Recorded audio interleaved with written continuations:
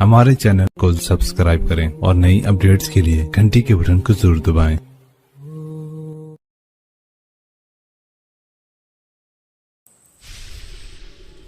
बिस्मिल्लाहिर्रहमानिर्रहीम, अस्सलामु अलैकुम वरहमतुल्लाह। नाज़रीन इकराम, आप देख रहे हैं जमजम ग्राफी। गुजरात फाइल्स, पसे पर्दा हक़ाइक़ का इंकिशाफ, बाब दुअम, किस्त नंबर 8। अजय, जो अपनी डॉक्यूमेंट्री के सिलसिले में गुजराती फ़िल्मों के सेट पर पाबंदी से आता था, आखिरकार हमसे खुल गया और कुछ दिनों बाद ये पेशकश भी कर दी कि बवक़्त ज़रूरत हमसे ताआवुन करेगा। सेट की इन्हीं मुलाकातों के दौरान एक दिन मैंने मौका देखकर गुजरात के मशहूर पुलिस अफसरों से मुलाकात करने का मौजू छेड़ दिया।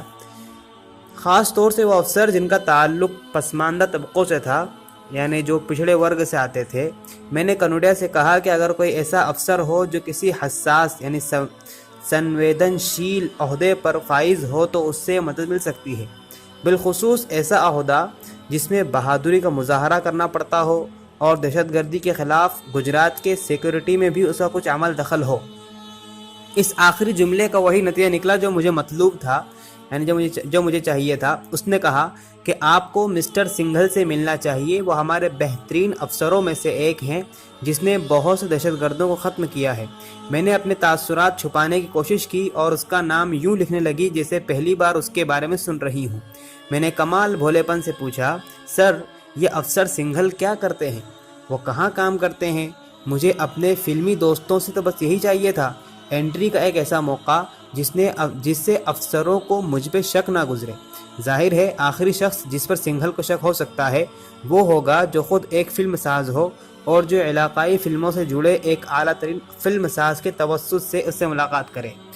तकरीबन ठीक उसी वक्त अहमदाबाद में मौजूद मेरे एक वसीले ने जिसे मैं दरकार मदद के सिलसिले में बताया था, मुझे दूसरा ईमेल भेजा। इस ईमेल में शहर के एक मारूफ अमराज़ निस्वां के माहिर गायनिकोलॉजिस्ट डॉक्टर से राब्ते की तफसीलात दर्ज थी, जिनका नाम यहाँ नहीं लिया जाएगा। जब भी मैं अपने कमरे में होती तो मेरा यूनिनॉर मोबाइल नेटवर्क मुझ पर मेहरबान रहता नहीं था, इसलिए अक्सर मुझे छत पर जाना पड़ता था जहाँ हॉस्टल के लोग चाय या सिगरेट का शौक़ पूरा करने के लिए मौजूद रहते थे। माइक भी उन्हीं में से एक था। एक दिन मैं गायनिकोलॉजिस्ट को छत से फ़ोन किया और बतौर फिल्म साज अपना तारुफ कराया, जो गुजरात पर एक फ़िल्म बनाना चाहती है और सेहत का सेक्टर भी फ़िल्म में इहाता करेंगे। डॉक्टर एक मिलनसार शख्स था। उसने मुझसे पूछा कि क्या इस शाम मैं उसके अस्पताल आ सकती हूँ। मुझे भला क्या चाहिए था। उस डॉक्टर से मुलाकात के लिए निकलने ही वाली थी कि माइक दौड़ता हुआ आया।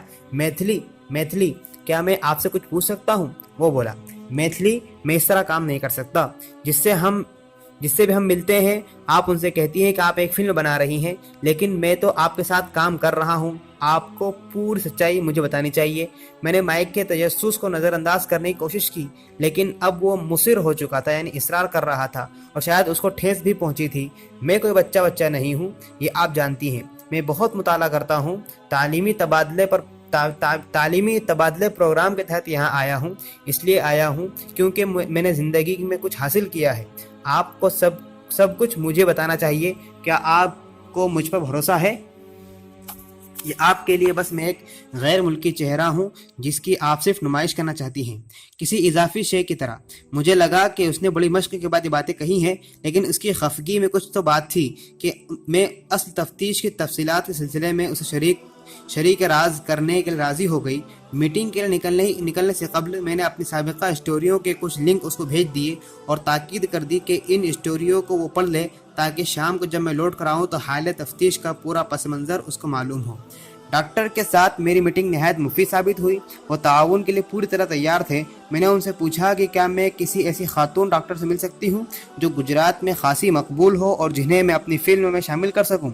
मुझे जवाब की तवक्को पहले से थी। इसी की खातिर तो एक गायनिकोलॉजिस्ट से मिलने के लिए इतनी कोशिश की थी। 2002 के गुजरात फसादात में जो मुल्क की सेकुलर छवि पर एक बददुमा दाग हैं, बहुत से भड़काऊ एजेंट सामने आए थे। उन्हीं में से एक माया कोडनानी थी।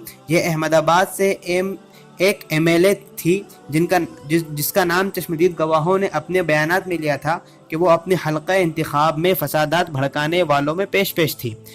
कोडनानी मेरे लिए एक अहम कैरेक्टर थी जिसका तफसीली जायजा लेना ज़रूरी था, क्योंकि मुझे यकीन था कि स्टोरी की गहराई तक पहुंचने में वो मेरी हेल्प कर सकती थी।